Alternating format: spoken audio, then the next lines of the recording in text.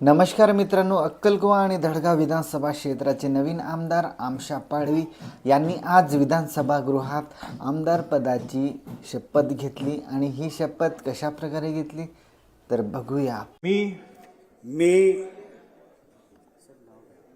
आमशा फुलजी पाडवी विधानसभा सदस्य म्हणून निवडून आलोने गांभीर्यपूर्वक शपथ घेतो की कायद्याद्वारे स्थापित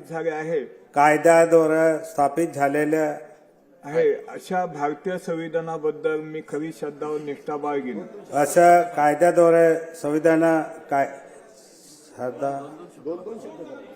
भारताची सार्वभौमता भारताचे सार्वभौमताने व एकात्मतेला उन्नत राखेल आणि आम्ही आता जे कर्तव्य मी हाती